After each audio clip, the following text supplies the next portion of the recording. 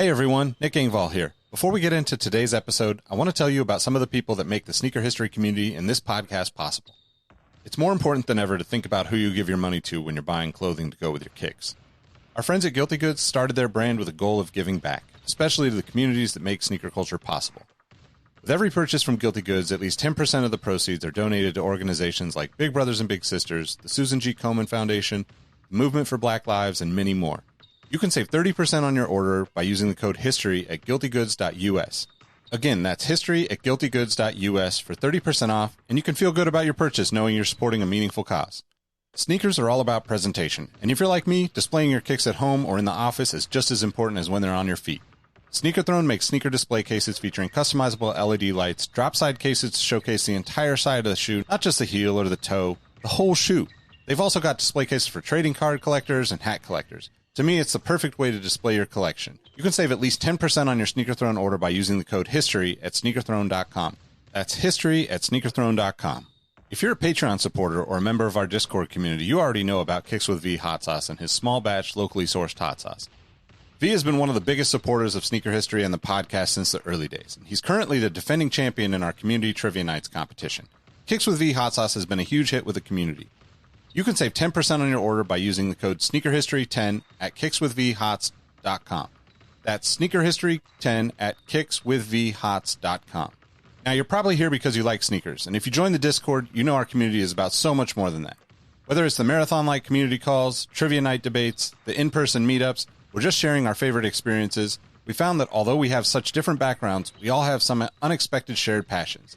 Not only does the entire community look out for each other when it comes to releases, we're like a support group for life in general. You can join the Discord community for free by heading to the show notes of this episode. After you're done listening to this episode, tell someone you like their kicks today. You never know how far a simple compliment can take you, and we all know how good it feels to have someone show their appreciation. Now let's get into today's episode.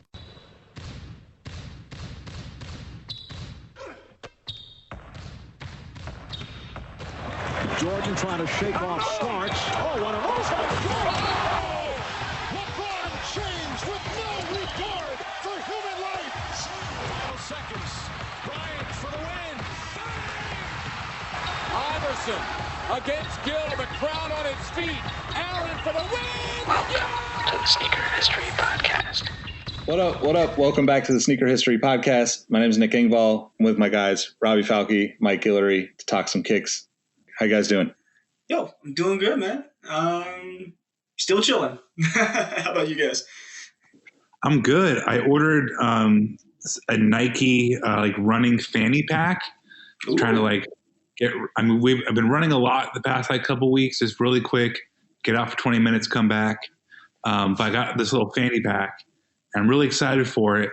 But then I realized we talked a while ago about some delays at Nike, and I'm like, oh snap! I'm probably not going to get my water bottle for a while.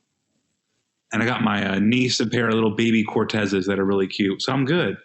So got some random stuff. Nice. I saw also related, Mike. You're about to start on your running journey. Yeah, dude. I'm trying to hit 200 miles by the end of the year. So far, I'm at 17 as we speak in the last 7 days. So I feel good. They actually stay on the topic of Nike. Their little their running app is pretty awesome. They have guided runs, and like the coach on there kind of talks you through it. So it definitely helps out. That's dope, man. I've been completely slacking on the running, but my goal was actually 500 for the year. So I got a long. I'm maybe like 30, maybe 40 in, but I got to get back on it. I just made the commitment today to get back out and run. So I'll be right there alongside you guys, at least virtually, right? Social media distancing. Is that a thing? Yeah, it's good enough for me. Yeah, I think we could all use some more social media distancing in our life. Yeah, once I said that, I was thinking the same thing. Man, it is kind of interesting though. It's almost like you need the filter of, I don't want to deal with what's going on in the real world right now. I just want to come on and see some BS in the sneaker world and then, go back to my life. But nobody's has a platform that's that evolved yet. So someday.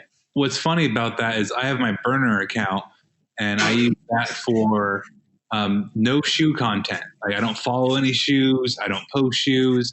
Anytime a shoe comes up in the algorithm, I make sure not to like it, just to like have non-shoe content in my life. I recommend anybody listening to this to not heed what I'm saying and to keep consuming sneaker content. Especially us. Yeah, especially us. But when you think about shoes constantly, and you write about shoes and you talk about shoes on a podcast, and you see like 90%, 95% of your social feed as shoe content, it gets to be like, damn, I'm tired of it for a minute. And I just got to like take a step back from shoes. Yeah, I mean, I think I think that's true with anything, right? I mean, for me, it's been that way. I struggle with the social media stuff because most of my life now, the past, 15 plus years has been like sneakers and the internet. So backing up and moving away from it from time to time is a necessity for me. But I think it's a good idea to have like, personally, I think like having multiple accounts to do stuff like that too, because, you want to be able to almost like separate your, let's say your family stuff, right? Like even if you're buying your niece some Cortez, you don't necessarily want that on, all the sneaker platforms that you're talking to and, working with or whatever. So I'm a big fan of breaking it up. I'm kind of curious if anybody else out there does that, right? Because for people that do this stuff all the time, as much as you love the stuff, it can just be a burden because like, even when things are cool, there's always those little things. Like one of the things Robbie said right before we started recording is like just not getting the notifications that you want from the sneakers app or from whatever that app is, right? It doesn't even have to be sneakers, but it just creates this kind of ongoing frustration with sneakers. Even though you love the stuff, it's like you just want to make sure that everything's working properly. And once one thing falls off, everything else kind of, goes off the rails for a little bit until it's like, oh, okay, cool. Like I let that go. I'm back to normal kind of vibe. At least that's how it is for me. It's like, thanks Nike for letting me know that you restocked the Air Max 90 Recraft in Volt. I already have that shoe. And then not telling me about the shoes that I don't have and want. It's like, ugh. Dude, so Air Max 90 is just killing us today. So he got a notification. He already has it. My order got canceled. So I mean, that kind of leads us into this episode. So on this episode, we want to talk about the ways that, I guess the best way to put it would be kind of like tips and tricks when it comes to purchasing sneakers online. We're not going to tell you to go buy a bot. We're not going to tell you to go, I don't know, whatever else bad that's out there. But just being, people that have been buying shoes over the internet for a long time, there's definitely things that I think we have practices and ways that we go about searching for things that should be helpful to people. So kind of looking forward to that. And hopefully, we can address the sneakers app and the cancel orders and that kind of stuff in this episode. But I have to put a hard pause on that really quick and ask you too. Have you ever resold sneakers? I've resold one pair of sneakers. Like, was it? I think we talked about this in one of the episodes. My Jordan 12 Bobcats. I was like, I'm never gonna wear these. And I remember using the oh my god, what's the stupid app? It's like the 5 Mile app or whatever it is. When it was popular, and I was going to play ball with my buddy at the gym, met them at the front door of the gym, sold them for I think $250, and went to go play basketball. The only time I resold it was super shady. That's good. I mean, yeah, I've definitely resold sneakers. I don't have a problem with it. I don't think that it's something where people should be shamed for it. It's no different than, it's been that way since 20 years ago when I first, even further back than that, probably for some shoes. But I think that, like my career path and like working for a resale platform for a few years and, working for retailers, working for media companies, all in the sneaker space, all of this stuff is just an evolution of the way that it's all going. And to me, resale is no different than retail at this point. That line is completely grayed out and erased in some places. And I think honestly, like that would be one of the things that I would suggest to people that are considering opening a sneaker store at some point. The traditional ways of doing that, I've seen friends struggle to get accounts with places like Nike or Adidas, but also seen accounts pulled from friends because they weren't selling enough. And, to my kind of opinion on it at this point is that to avoid running into that situation where Nike controls the on-off switch for your flow of income, like resell, whether that's consignment, whether that's actually reselling new stuff, whether that's, selling vintage stuff. I think all of that is just a cool way to create a better, boutique / in-store retail experience for customers. And if you do it right, people won't be offended. If you do it in ways where you're trying to price gouge, then of course people are going to be offended. But, I think anybody that has an issue with people reselling, especially in times like this where, 20% of the damn country is unemployed right now, so slang them shoes. Yeah. If you can make a couple extra bucks, do it, but be smart about it. Don't forget to calculate properly. Right. And when I was working for the resale, app before, there was just so many people where you see that they're buying shoes for retail. They're putting them up on the app. They're taking 10%, 12%, whatever it is, another 2% for processing, another 10 or 15 for shipping. By the time they resell the shoe, I should say, they're losing money on the shoe. And as long as you are calculating that out and smart about it and approach it as a business, I think it's great. Everybody should try it. It's not even just sneakers. You can go out there and do it with anything. There are places where people pay more for things to get things. And that's the way businesses, big and small, thrive, is they find the ways to make the most money off of the products that they're able to sell. Now, that also, you're going to have like cutthroat people on all the platforms. We see it regularly, right? Just lowballing everything. So if you're not comfortable in like holding your ground on a price or negotiating prices with people, like we talked about a little bit on the last episode, that's something that becomes problematic for people in a lot of ways. So thinking that way, like don't put yourself out and like make it to where, hey, I got to make this $200 back by next payday or next week or whatever that is. It's not worth reselling anything at that point. But if you're smart about it, okay, cool, incremental. I want to make $50 on this one. I'm going to make 40 on that one. And I'm going to make 50 on this one again. And by the time the end of the month rolls around and you've made a couple $100 or a few $1,000, whatever it is, that's like truly like entrepreneurial, regardless of what anybody says about reselling, in my opinion. Yeah, just don't take pictures with a brick wall of boxes that you bought all these shoes and talk about reselling them.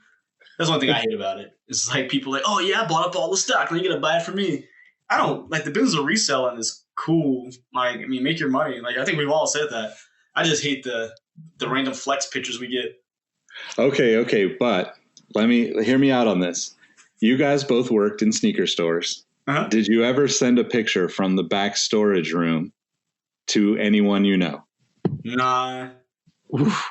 My best friend who I worked with, we were the only two that were we were the only two that were into shoes in like our group of friends. So we worked together. So we're like, oh, we see each other. Man, I was the assistant manager of a House of Hoops, and I would bring people back into not like far back, but like a couple steps in, and like, yo, so this is what's coming out. Because I'm trying to make numbers. So I'm like, this is what's coming out in like 2 weeks, 3 weeks.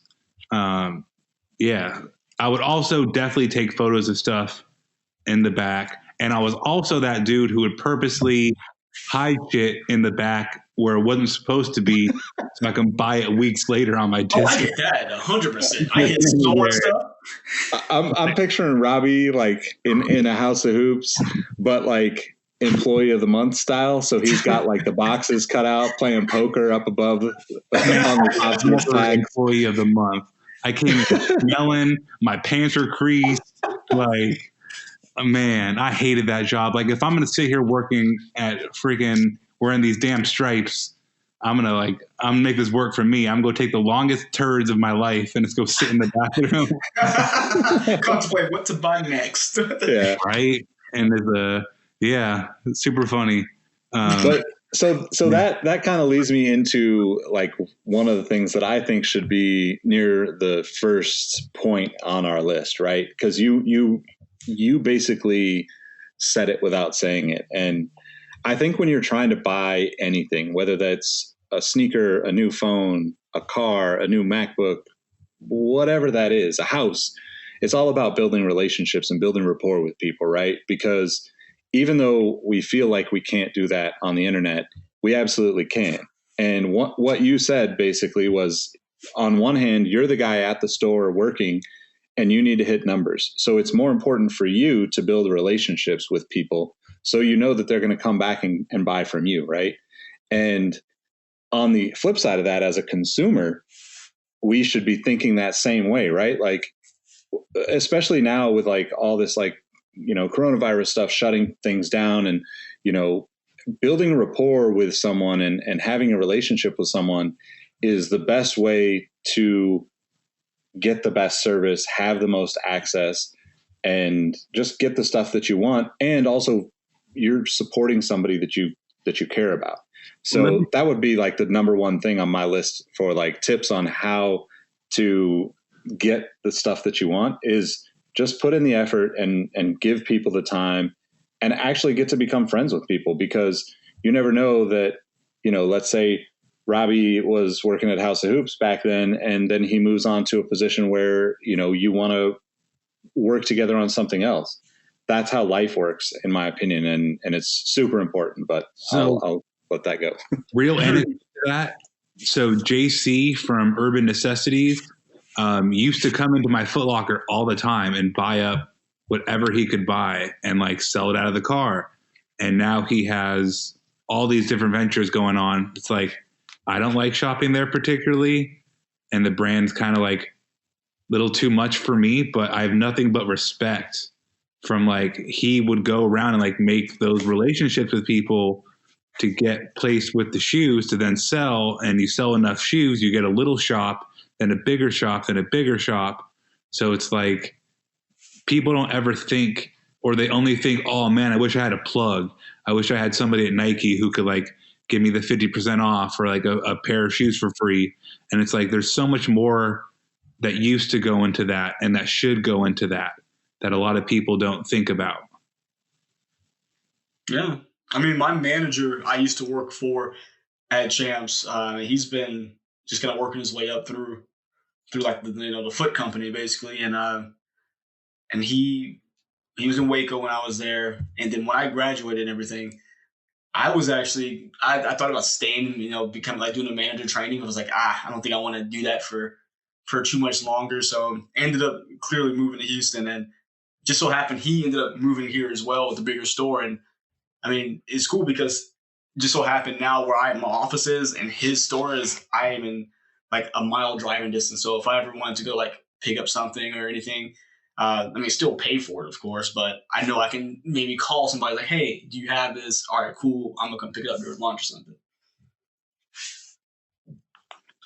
Yeah. I mean, I think, those are great examples. And I just think it's going to be so much more important as we kind of move on from all this stuff that's affecting our lives right now. But that said, I guess, like, what would be kind of the next step for you guys? What would be a tip that you would want to throw out there for everybody that's listening? My thing about online is my first tip to anybody, I never buy something in the first place I see, unless it's, one of those shoes I know is going to sell out immediately. But if it's something that I've been kind of like hunting for a while, and I know it's been sitting there, I never buy it the first place I see, because you can always find it cheaper. So I say just be diligent and don't look at just the big stores. Make sure you're looking at those smaller mom and pop shops that have websites, those boutiques that have websites, because 9 out of 10 times you're going to find it cheaper than, somewhere else. For example, the Air Max 90s I had ordered, unfortunately the order got canceled for, it's all good. But on like Foot Locker and, Finish Line, they were still $120. I got them at another store ordered for, $86. So, I just kept looking. And I think that's a good thought to always have. I think the other thing about the smaller boutiques is, or I guess not even about the smaller boutiques, but your attitude towards when things don't go your way, right? Uh-huh. I think it's so important to just let shit go. And yeah. We all want a lot of things. We all think we need a lot of things. But at the end of the day, if you don't get a pair of shoes or if something gets canceled, I would chill on all the social media antics that happen when people are frustrated. People lose their minds. Don't get me wrong. Like, I think there are times when people are rightfully upset and they should voice their opinion and call people out.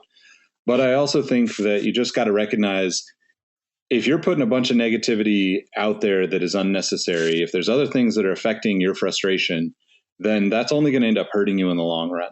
Mm-hmm. And I say that from a consumer perspective, but also from the perspective of somebody who's hired a lot of people, both for, full-time jobs and, freelance gigs and all that stuff. A huge, huge, huge thing when it comes to hiring people is looking at who they are when they think nobody else is watching. And I mean that specifically about social media, right?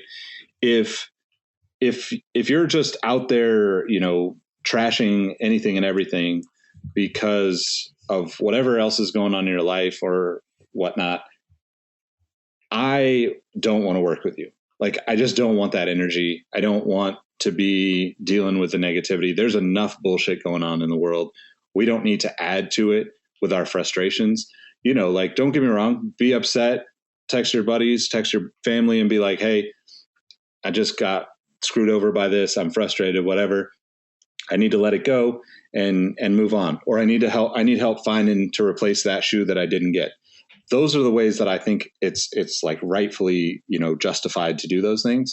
Mm-hmm. But I think it's such an important thing because, we all could look at days where something trips us up early in the day and sends us down a bad path. And by the end of the day, we're just frustrated with anything and everything. And sneakers can do that really, really quickly, unfortunately. So my kind of like piggyback tip on top of that would be to just roll with the punches. It's not that serious. Honestly, if you're diligent and you look regularly and look broadly across the internet, you can usually find most things for close to retail or even less, or especially on sales, right? When you get something on sale, you can always find a sale. Even if you pay $5-10 more on eBay versus, your canceled order, it's not that big of a deal at the end of the day. And if you really wanted it, you really wanted it. And I think Robbie also had made a good point about this a couple months back where he had bought a pair of shoes and the order got canceled, I think multiple times. Right. And it was like, that's a sign, and so just be aware that sometimes it's just not meant to be. Yep. And that's going to happen a lot. So I'll get fussy and I'll post that I'm mad at sneakers for not getting a pair of shoes. But ultimately, I'm over it by the time lunch comes around. It's there's no need to harbor anger or even just be looking. I'm sure other people do this, but they look for other people feeling the same way to get that validation. Oh, man. Misery loves company, bro. Yeah, right. It doesn't have to be sneakers. It could be anything. It can be an action figure on a whole nother website. Just if you don't get what you want to know other people also didn't get it.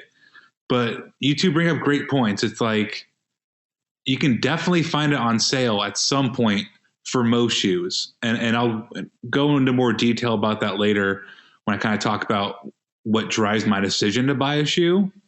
But it really isn't meant to be all the time. If you're sitting there and you're getting, frozen on the checkout page on Kith trying to buy a pair of New Balances, it wasn't meant to be. There's going to be 50 other shoes that release in the next 3 months that you like. You didn't get that one, just move on to the next one. Harboring ill feelings over a shoe is silly, especially over like a Jordan, right? Like the Bread 1, Band 1, whatever you want to call it. I've never owned that shoe. I've always struck out.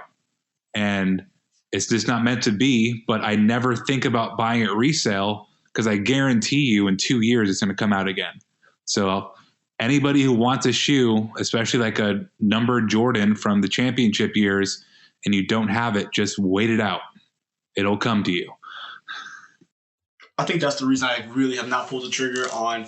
I think any of the Jordans between 1 and 14 will always release after you. I think you're the reason I think that now, because I didn't really realize it.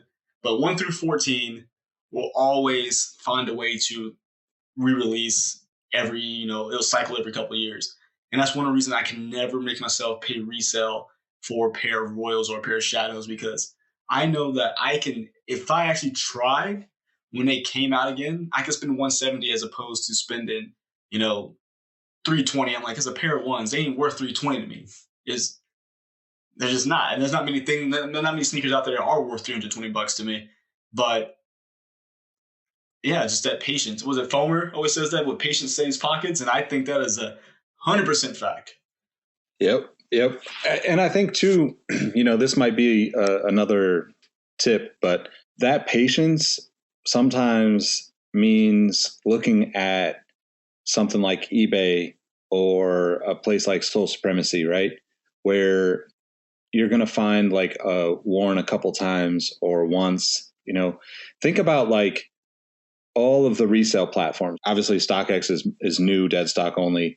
GOAT does some used stuff, but you don't really see a lot of people talking about their pickups from GOAT in the used section. Not to say that you can't find deals there, because I've definitely seen some good stuff there occasionally, but people don't think of GOAT as used shoes the way that they do for eBay. And I think like places like Soul Supremacy, where they're, going to run discounts or maybe even run like short run auctions on eBay, those kind of like consignment stores or resale shops where you can find a shoe that somebody bought, wore it a couple times and is like, man, I'm not going to wear these. That's the best way to save money and find the stuff that you missed out on. Right. Like I'm in the same boat with you guys. Like I've never in all my years been able to get a pair of black and red ones. And it's okay. Like I know they'll come back around. And honestly, like I have a handful of ones that I can wear anyway, that it gets me through until someday I get them. One day I want to have them the same way I would want like an Airship, the same way I would love to have some of the original Jordans from, 85, 86, 87. But it's just one of those things where if you take away the fact that, especially if you're going to wear a shoe, if you're a person that collects, this tip doesn't really work for you. If you collect dead stock only, and I respect that, we need people doing that to have the true story down the road, because we all know the brands don't keep things straight throughout the years all the time. But being okay with buying a shoe that's worn once or twice is such a good way to find good stuff that I think everyone should consider that option. It's also a cool way to save a significant amount of money in a lot of ways, right? Because we all know people like Robbie, not to pick on you, but like where you buy a shoe and like a couple wears into it, you're like, man, this is why I didn't buy this, right? You bring it up regularly. And I respect that you're so open about that, because there are a lot of people out there that criticize people for buying something and then selling it. What does that matter? Like the only thing that you shouldn't be able to buy and just get rid of when you don't want to use it anymore is food. The rest of the stuff is free game as far as I'm concerned. And kitties. Yeah. I don't know, man. I want to sell mine sometimes. She's kind of a jerk. Hey, well, yeah, I'm fresh off of cleaning up some poop over here, so like puppies might not be any better of a choice. There's even one level deeper I have written down to that, and I know our friend Barry does this at Soulworks, but it's like you could even find a pair of shoes that are beat to poop, and maybe have a little project, go on a little restoration project, and fix them and make them what you want to do. and maybe even customize them. There's varied routes you could take from buying a beat up shoe if it's cheap. If the cost to buy in is low, why not play? So there's a couple ways to get shoes that you want. I specifically recommend shoes like the Jordan 3, because that's just like a midsole repaint and maybe like a back heel tab if it's really messed up. But outside of that, uppers look good when they're beat up on a 3. You could do various methods. I know there's a couple shoe brands that make like restoration kits, like Reshoevenate or whatever, where they can help like get the shape of it back a little bit. But you just got to repaint the midsole and redo the elephant print. And if you buy like a $45 pair, that's not a bad look, and it's fun. Yeah. There's videos on that now. Like, I mean, not to plug a particular brand, but they just have really good videos out. But there's a Reshoevenator, was named Vic. He has good videos of basically like how to restore these shoes. I mean, at this point, we ain't going nowhere. We chilling. Go look get yourself a project. Be a little patient, because what I think it is, I mean, we're talking about patience. I know we all have our moments of lacking, like, hey, we want it now. But sometimes it's cool to sit back and you get like, use that patience, and like you have, I think, a better appreciation for whatever it is, whether it's something you hunted down or, like Robbie said, it's something that you went in and made it a project. Like, you take that pair of beat up 3s, you put it back together, I guarantee you won't ever get rid of that pair. Even if you don't wear it in money, you will just always have an emotional connection to it because you rebuilt it. Yeah, 100% agree.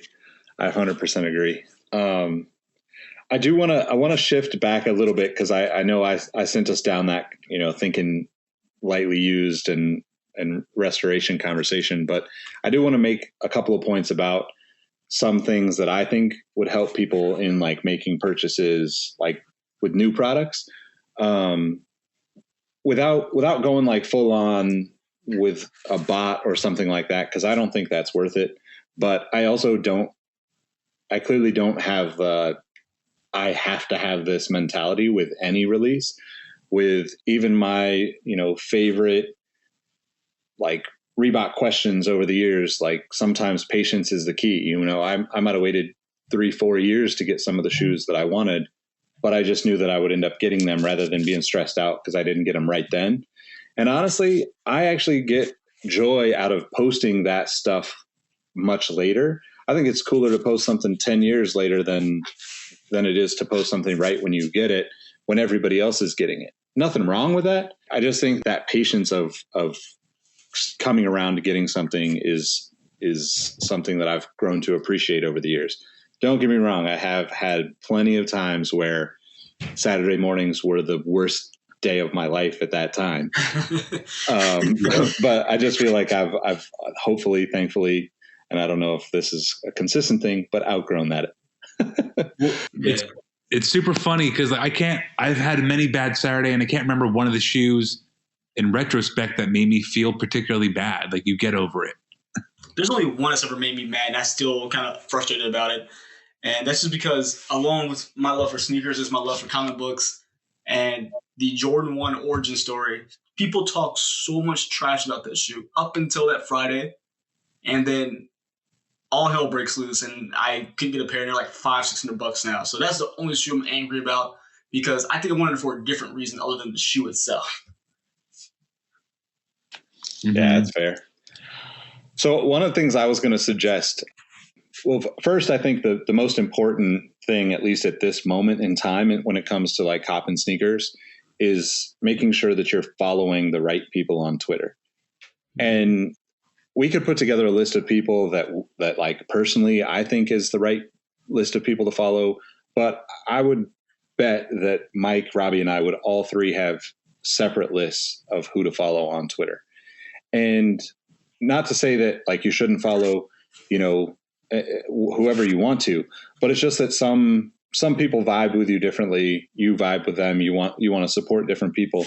But I think that, if you're not active on Twitter, it's an easy app to like just go follow, I don't know, 10 or 20, 30 accounts that post links So you know when product is up, when restocks happen, all of that stuff, because, you know, all those accounts are constantly pushing out that information, and it's an easy way to just stay up on things. I don't think that you get the same kind of instant notification gratification from any other social platform. That's why I'm pretty like adamant on, you know, saying that you should do this on Twitter. But it's one of those things that should just be the basic first step of, I want to buy sneakers. Like, a Twitter account, even a burner account, if you don't want it to be a public thing, like, you know, Robbie talked about earlier, I think you could easily follow, you know, 10, 20 people, you know, I guess like some of the ones that just off the top of my head, J23 app is a great one for Jordans. Kicks Under Cost is a good one. Adidas, Kicks Deals, Adidas Alerts, you know, Sneaker Twitter. There's so many of them, but just go through, follow one or two, and you'll start to get suggestions. You'll start to see more of them. And, you know, you can refine that list as you understand, hey, this person posts everything that I want. This person posts one particular thing that I want. And then when you have overlap, it's not a big deal because it's Twitter. It disappears. It's out of your eyes, you know, as long as you're keeping the thing in chronological order. So that would be my first kind of major tip in terms of purchasing sneakers. Yeah. That's a good one. I forget about it, like using that sometimes. My next thing is, I think it kind of circles back to the first couple points we all made, but buy what you want. Because you're going to get yourself into a habit of buying just what Nick was saying. Hey, you bought it because you saw it posted on, or you bought it because you wanted to post on social media, or you bought it because you saw it was popular on social media. My thing is buy what you want. Like, my collection will never, I don't think, be one of the ones that are going to be like, you know, oh, he has, you know, all this heat in his collection. I love my collection because it's things I like. I have some real obscure stuff sometimes, like things that you would never think are like, you know, oh, why would you buy this? It's because I liked it. And I think that's what people need to realize, that it's cool. I mean, I love Jordans. Like, the DMP, if I really wanted it, I probably could have got it, but it just didn't speak to me. I think probably the same for all three of us. Like, we see it, we want it, but it's not something we were really going our way to chase. But just get what you like. I mean, I think one thing that kind of bothers me, which it really shouldn't, and when people buy it and then you never see it, like, it sells out, but you never see anybody wearing it on foot. Just kind of one of my pet peeves. I'm like, well, if you didn't really want it, I mean, if you're going to resell it, cool. But if you just want it because you want to take that one picture, I get frustrated. Again, I shouldn't, but it's a pet peeve of mine. Yeah, and I think that's a good kind of, I'm going to toss this to you, Robbie, because deciding on what you buy is incredibly important. And for me, like I said, not taking it too seriously, right? Like, if you have the patience and understanding that, you know, with time, everything that you want, you'll get. But that said, I do think that there's some interesting ways to go about just like knowing like if that's the right choice or not, right? Mm-hmm. Nick, that's a really good point. For me, I start with like a base rule that I rarely break. I don't buy stuff that's more than 7 to 8 years old, because at that point, not only could it like, you know, structurally start to fall apart, but that's when the next point comes in of, will it retro soon or not? Because at that point, 8 years away, you're getting close to 10. That's going to be an anniversary if it's like a landmark shoe, like an all-star game or a Christmas shoe or something. So you're reaching a milestone there. So if you spend $350 on a shoe and then 18 months later you can get it for $160, you're going to be kind of pissed about it, right? Yep. A little bit. That's why so many old heads get really mad when like the Atmos, right? Like when they started retroing those Air Max 1s, it's like, well, the first ones, that shoe particularly didn't take a plummet, but like for the most part, I guess Jordans would be a better analogy. Like if you have an 88.3 from like 2013, I guarantee you that shoe's in a retro in the next year and a half. So if you try to sell it now, you're going to get close to top dollar. but sell it 18 months from now, you're competing with the new retro that's $200. So you're probably gonna get your butt bitten there. And then the next thing that I really kind of like to consider is like, how rare is it? Like, how difficult is it going to be for me to acquire this shoe, 3 months down the road? Because if it's going to be a pain in the butt and it's going to grow in worth 4 times over, it might be worth buying it at 300. If you think it's going to be worth 900, later on down the road. A Jordan 1's a really good example of that. But you're talking more like the $400 to $500 range. I remember shattered backboards were like $350 to $450 for a while. And then the sun rose one day and they were $1,000. So it's like, I try to consider those things too. Yeah. I mean, I think those are good rules. Yeah. I mean, I don't think anyone can argue with that. I never really thought about that until I think I met you, Robbie, about the not buying a shoe. That kind of goes on to Jordan's retro in so long. But after so many years, just wait, because you had a new one that's not going to crumble on you, and you'll spend 60% less on it. Yeah, and I think I would just add to that, don't sweat the small stuff. The thing about that approach that most people would dismiss, or the reason that they would dismiss it, is because they would say that, oh, well, the white cements from this year, the white cement fours from this year are slightly off colored and not the right shape compared to the white cements from that year, right? And at the end of the day, that stuff doesn't matter. If you're going to wear your shoes, it's not going to matter at all. Like, don't get me wrong. We all want to see perfection. We all want to see like the perfect, original recreation release in like the perfect quality.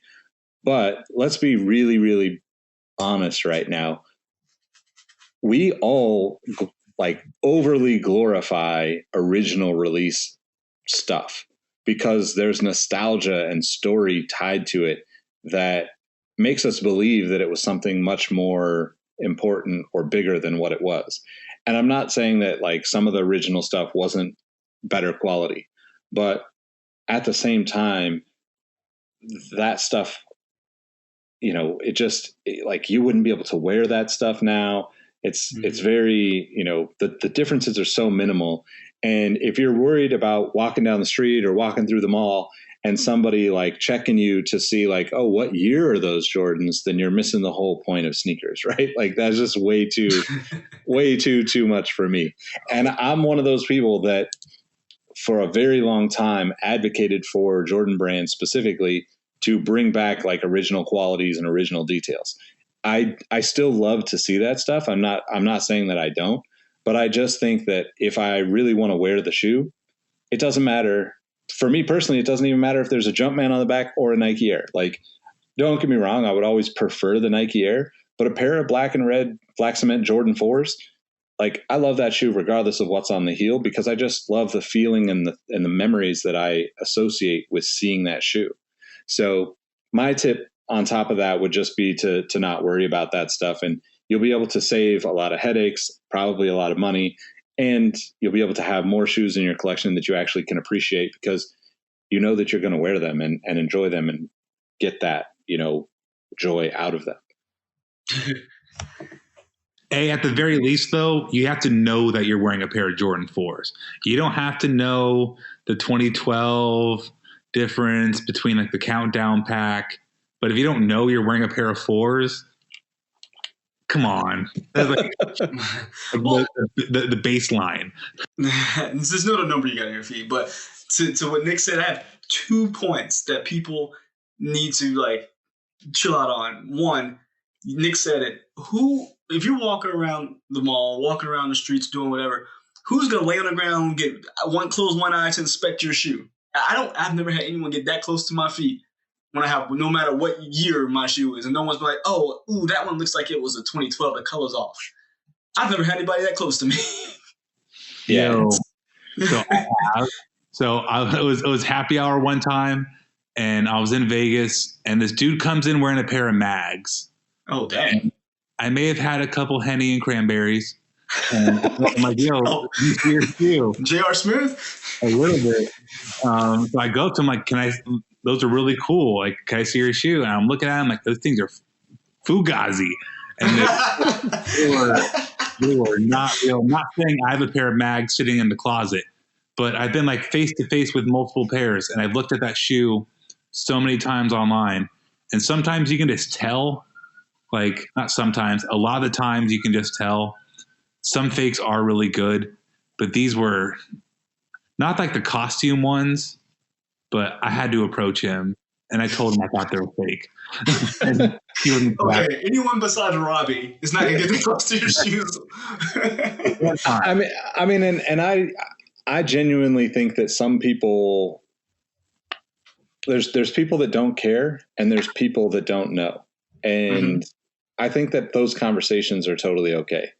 I mean, there are a lot of people that listen to this podcast that have messaged me asking about whether a shoe is real, or like the names of shoes, or the names of, like particular models or players that wore shoes.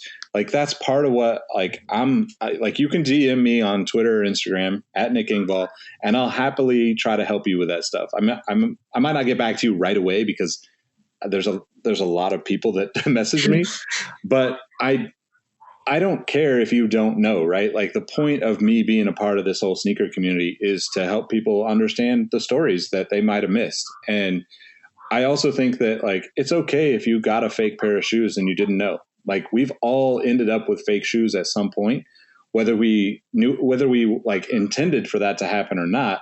Like, it just happens, right? Like, you can't possibly know every single shoe every single time.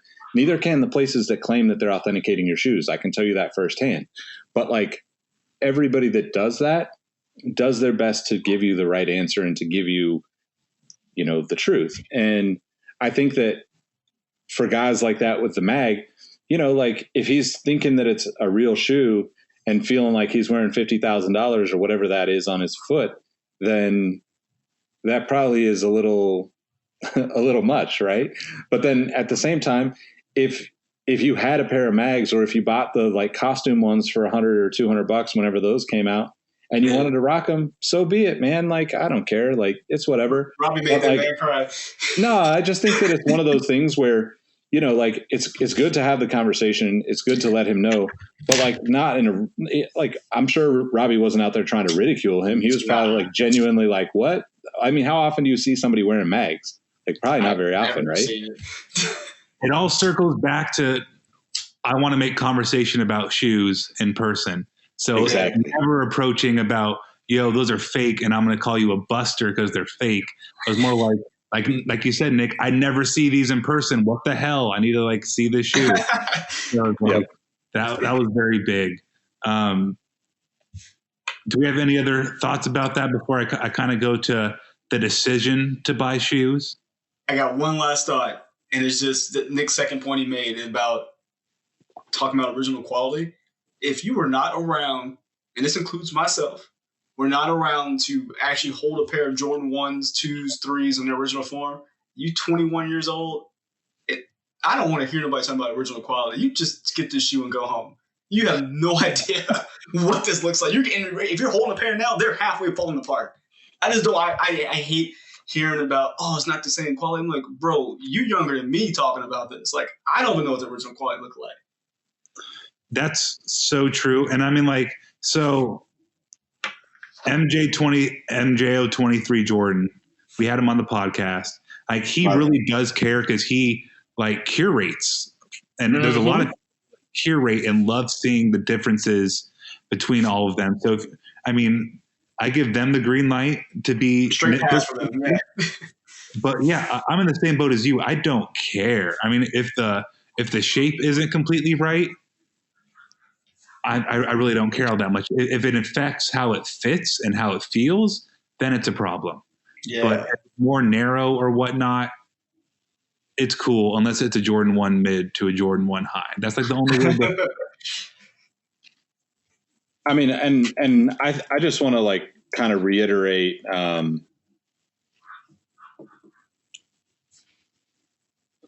with guys like Marvin, MJO23 right?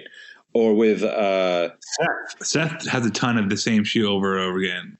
Yeah, like even further back, guys like even like Russ Bankston, Cali Vegas on Instagram, Defy New York, guys that are approaching this in a way where it's almost like they're documenting history.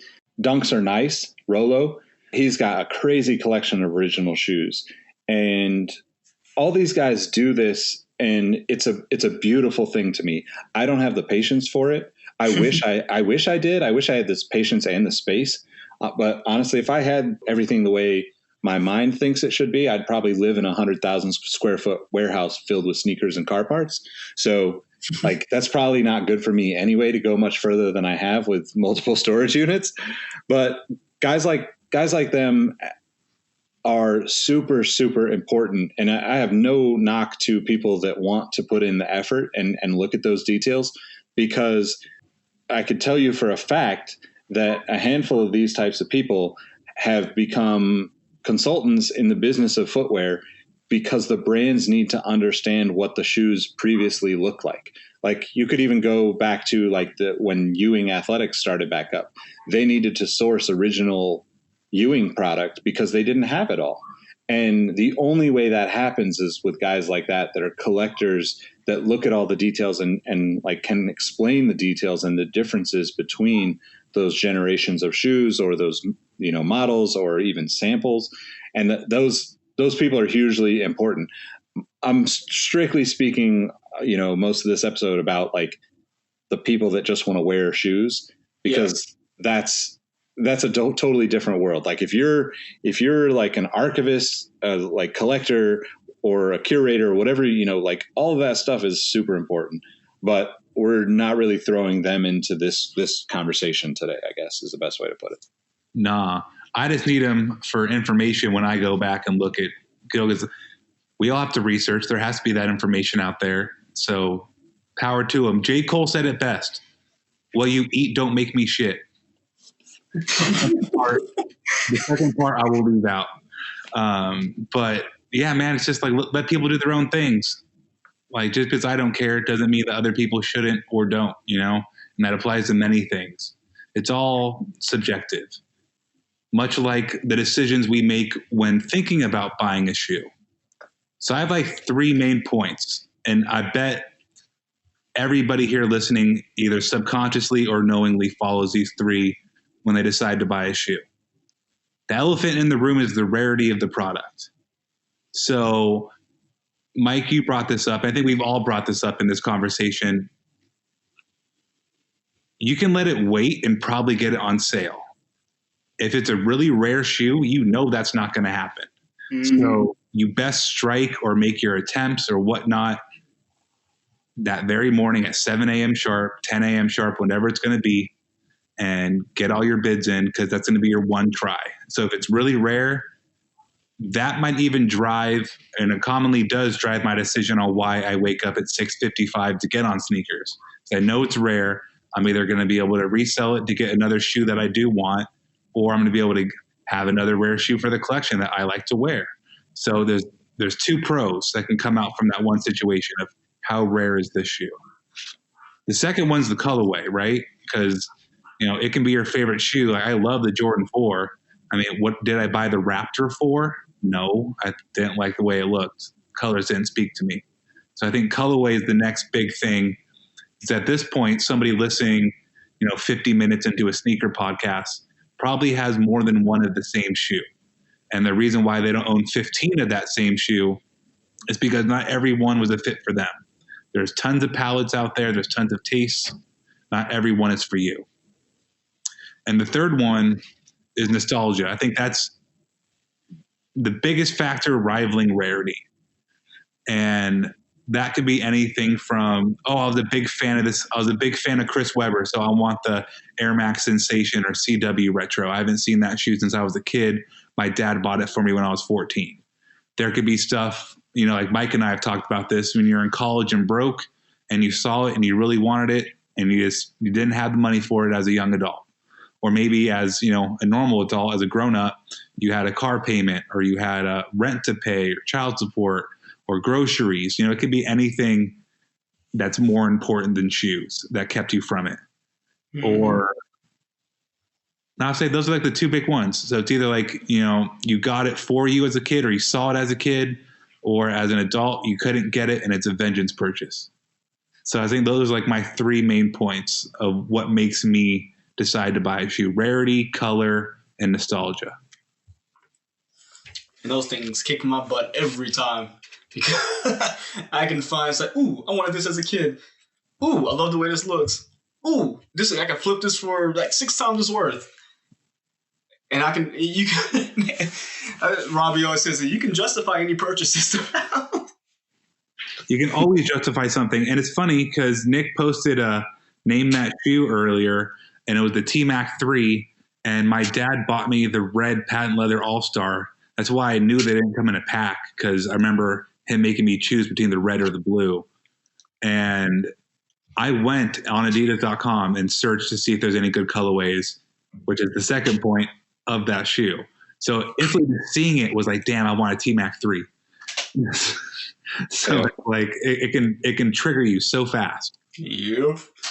My probably last tip is when you're buying sneakers, this is more of just when it goes back to your collection, don't pigeonhole yourself into one thing. I say branch out every so often. Don't just be like, oh, I'm just going to buy, nothing's wrong with it, but I'm just going to buy, straight Jordans forever. Or I'm going to just only buy Nike. I'm not the biggest brand loyal person whatsoever, because my deal is like, no one's paying me. At least not yet. If anybody wants to, just let me know. But try something new or so often. I'm not saying break the bank to try something new. But if there's something that piques your interest and you're like, oh, it's at a decent price, don't be scared to pick it up because you don't think it's going to get you the likes when you take the picture, or you think your buddies are going to be like, oh, what is that? If it piques your interest and it's something different, add to the collection. It's not going to hurt you.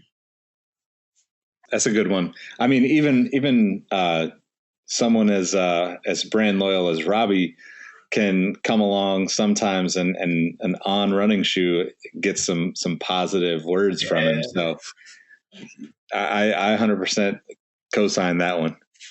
Shout out to Diodora too, because I've been wearing my Diodoras all the time. I switch off between Ons and Diodoras when I run.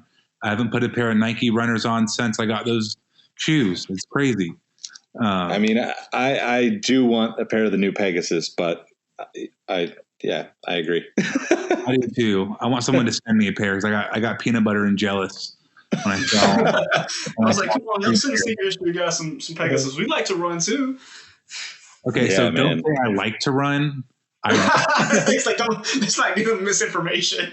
Hey, that's what we need though. How do we get like a sneaker history like sponsorship or like something for a run club? Anybody knows, hit us up. The SH Run Club. I was going to say, so going back to more, I guess, not really technical, but a couple of like practices that if you want to take it a step further in trying to get new releases, if you've never heard of a page monitor, that's an easy way to set up. You can do it through any browser, pretty much, Safari, Chrome, Brave, whatever you use. And all it does is basically change and tell you when there's been an update on the page that you ask it to monitor. So if you're looking for like when shoes, maybe restock or new sizes show up, or like after the fact, like let's say a shoe goes on sale in store at Foot Lockers or wherever, and then ends up going back to the distribution center, or they hold it available for people in store over the release weekend. But on Tuesday or Wednesday afterwards, that product shows up on the website, like a store, like, a retail store, obviously talking coronavirus stuff, but you can set up a page monitor pretty easily. You can download a plugin for almost any browser, and it's a good way to just monitor changes. Easy kind of just basic tip. The other one kind of related to that and I don't want to like co-sign anybody's, cop group or whatever you want to call it. Right. But there's definitely plenty of ways where you could either create this with your friends, or you can get into some of these, Slack groups, or even like there's a couple of them on Twitter and Instagram where it's just basically a bunch of people trying to share that information. Some of them will charge you to be a member, and that's what keeps them from, having people come in and just throw misinformation around. But some of them, like I said, you could create with your own group of people, and you could have, a Facebook group that's like just strictly people posting links when new product shows up. Now, it's not always going to be fail proof, but it's just a good way to like spread your kind of feelers to get access to shoes that you might have thought disappeared. Right. Yeah. And the last one on kind of my more like approach to copying stuff would be find and follow, or somehow pay attention to all of the boutiques you possibly can, whether that's a skate shop or a sneaker shop or a high end, whatever, like all those smaller boutiques. Not only is it good for the economy as a whole to support small businesses, but like all of those boutiques have different timing as to when their products launch. Now, when you look at sneakers on Saturday morning or whatever morning, right, that stuff drops at 7 a.m. Pacific Coast time. And that basically means that everybody knows that stuff is releasing. So everybody is there trying to buy it. You're going up against a much larger crowd when you're trying to buy through sneakers. And I'm not saying to not buy through sneakers, because obviously there's plenty of stuff that only releases there. But when you're going against millions of people, as opposed to maybe only 100,000 people know of a particular brand or a particular boutique, that just gives you a little bit more of a chance to get the stuff that you want. So my tip, kind of to reiterate, would be either through Twitter or Instagram or Facebook or whatever that is, whatever way you can set up a kind of big wide net of like, these are the 50 boutiques that I want to look at, because you can buy stuff from a store in Pittsburgh and a store in Miami and a store in LA and a store in Portland, but they might all release that product at a different time. So I think that it's good to just have an eye on all of that stuff. If that's what if you're really trying to get this stuff, it's a great way to do it. But also you could feel good about buying a shoe from a local store that only has a limited number of products, and that $200, $300 that you just sent them means significantly more important to their, keeping the lights on, as compared to, buying from Sneakers or buying from Foot Locker or wherever else. So that's the last kind of my, I guess, more specific to new releases.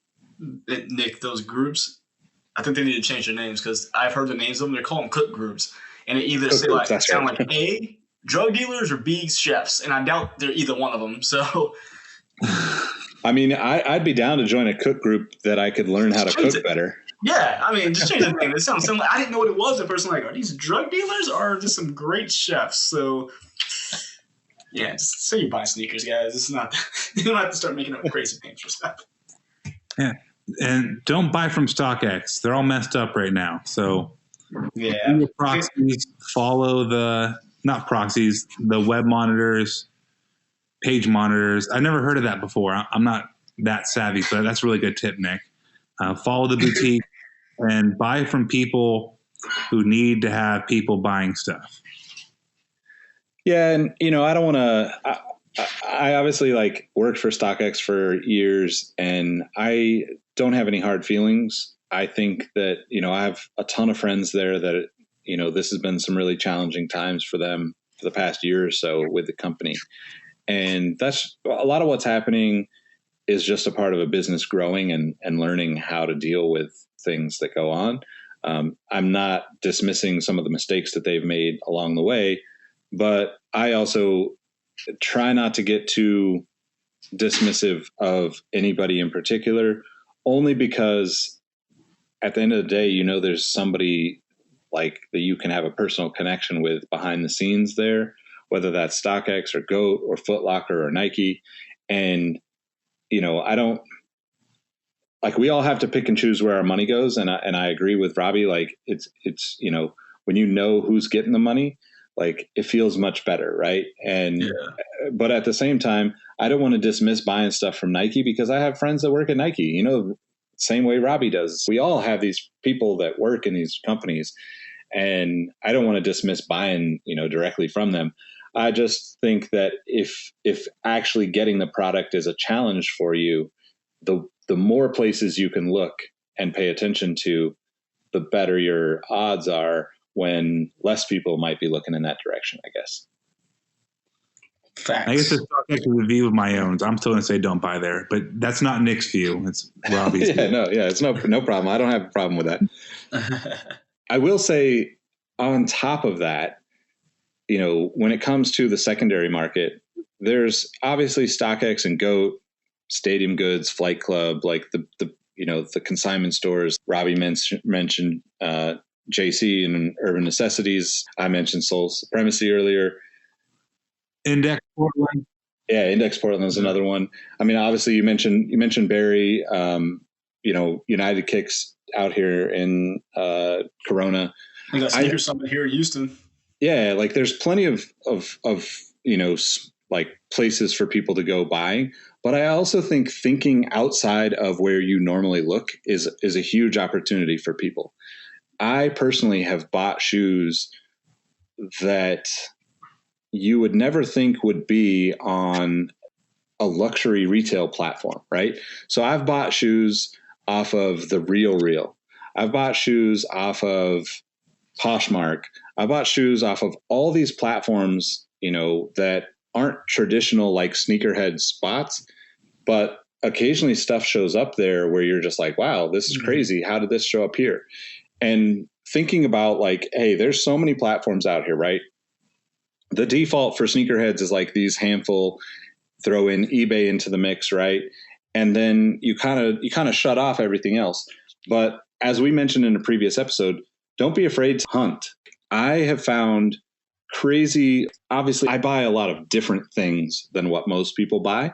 I'm looking for Reebok Pump Furies. I'm looking for, like random Adidas runners. I'm looking for like old Nike runners. All the stuff that might not be cool outside of that one quick hit with the sneakers app or something similar. And sites like overstock.com, sites like Chewbacca.com, all those kind of 6pm.com, Joe's New Balance outlet. There's a ton of sites that are not, you're not going to find a Travis Scott or a Jordan 1 or whatever that hot releases, but occasionally stuff goes there because it doesn't sell. And sometimes it goes there, like, let's say Nike sends, those Volt Air Max 90s, right? Let's say Nike sends 100,000 of those to Foot Locker. Foot Locker sends them out to East Bay, Champs, Foot Action, Final Score, all the places that they own. And now they don't sell. Now they go back potentially to Nike, RTV, return to vendor. Obviously, if you've worked in retail, you know how that works. And that shoe goes back to Nike, and then Nike goes, well, we're not going to put this back up on the site, or we're going to send it to our outlets and sell it that way. But then what happens is it ends up on a site like Chewbacca or, Overstock, and you end up getting it for like 30 or 40 bucks compared to like 60 or 70 at the outlets. So I would also say, make sure you're looking for those types of things at those like random weird places, whether that's a consignment luxury retailer or a vintage shop or whatever, because the more places you're looking, the more likely you're going to find shoes that are going to give you that joy that you're looking for that you missed out on the sneakers app Saturday morning. Speaking the truth there, Nick. I never heard of that. What is Chewbacca? I've never heard of that until just now. Yeah. So I've been thinking about it this episode. I'll just put together like a list of these kind of places that I would go to and throw it up on the site. So by the time you're listening to this, I'll have a blog post up with it. You can go check it out there. What else we got? Oh, one thing. I mean, I know people kind of get weird about this, but for all those like stores, big, small, medium, sign up for emails, man, because they we'll send like so many coupons and stuff. And you can also do just random search online, Finish Line coupons, Foot Locker coupon, whatever it may be. Always search for those kind of discount codes because they're around. And especially if you give your email address to them, I know people hate spam emails, but you deal with a couple spam emails, and then when it comes time for you to make a purchase, you got a 25% coupon off. It looks a whole lot better in your pocket. True. Yeah, definitely. You got anything else, Robbie? No, that was it. Poshmart's a great place for like last year's Pegasus and like 5 years ago Pegasus. So that's a good tip I forgot to mention. But now I don't have anything else. Cool. I guess that's it. I didn't really read a review. I'll skip that for next time. But yeah. We'll catch up next all right. time. Well, that pretty much wraps it up then. Thanks everybody for listening. Follow us all at Sneaker History on all the platforms. You can follow me at Nick Engvall. As I said, if you need to know a shoe or need to know if something's real or fake, we're happy to try to help you out with those types of things, as long as you're patient with us because we have lives. But feel free to hit us up on any of the social platforms. Yeah, guys, let them know how they can find you. Yeah, you can find me lobbying Reebok to send me and Nick a pair of those Eric Emanuel questions. You can also find me on Instagram and Twitter at MadWatcher789, and then at YouTube at Mike Guillory. 2 pairs of those. I'm good. I know. That's what I said. Me and Nick. I look. I wouldn't even gonna put you in that right now. Good. And find me at RAHBEE702. Right on. Thanks everybody for listening. We'll catch you next time. Peace. See ya. Bye. What up, y'all? This is Nick again. First, I wanted to thank you for listening to the Sneaker History Podcast. It really means a lot that you would spend a part of your day rocking with us. Before you take off, I wanted to ask a few favors. If you're looking for more content from the Sneaker History crew, head over to patreon.com/sneakerhistory. Our Patreon members get access to exclusive episodes of the podcast, our latest merch, giveaways, and much more. You can become a member for as little as $5 a month, and it really goes a long way supporting the crew. Next, make sure you're signed up for our email newsletter. We share updates about the footwear business, some of our favorite finds and deals, and other sneaker-related news a couple times per week. I like to think of it as a one-stop shop for the sneaker game, or at least a work-in-progress one-stop shop for the sneaker game, if you know what I mean. Last but not least, tell someone you like their kicks today. Whether online or in person, social distancing in effect, of course, it helps make the sneaker community a better place, and you never know what conversation and opportunity might come from it. As always, we appreciate you, and we'll catch you next time. Peace. Hey everyone, this is Nick again. Before you take off, do us a solid and head over to Apple Podcasts to leave us a review. Give us a rating on Spotify and Amazon Music, and make sure you're subscribed to our YouTube channel because we have even more video content coming soon. Speaking of new content, we have an amazing community of sneaker enthusiasts that hang out in our Sneaker History Discord on a daily basis. While sneakers is a connection point that brought us all together, we've all discovered countless shared passions that we have in common with each other. We recently launched a couple of new podcasts directly from our community. One of them is a Formula One podcast. If you're an F1 fan like me, the Exhaust Notes podcast is your weekly fix of Formula One fun. It's hosted by myself, Rohit Malhotra, and Todd Yates. New episodes drop every Tuesday. I've been wearing fitted hats for years and collecting my favorite teams since I was a little leaguer. It has been awesome to see so many new fans getting into fitteds in recent years. Crown and Stitch is our new talk show about fitted hats with Dexter, Keith, and myself, where we talk about fitted hats, snapbacks, throw in some obscure hats because we all kind of like some funky stuff once in a while, don't we? Copping, collecting, and so much more. New episodes drop every Wednesday. Hit the links in the show notes for this episode to give our new shows a listen, and be on the lookout for more new podcasts dropping soon. Last but not least, tell someone you like their kicks today. You never know how far a simple compliment can take you, and we all know how good it feels to have someone show their appreciation. Thank you all for the support, and we'll catch you on the next episode. Peace.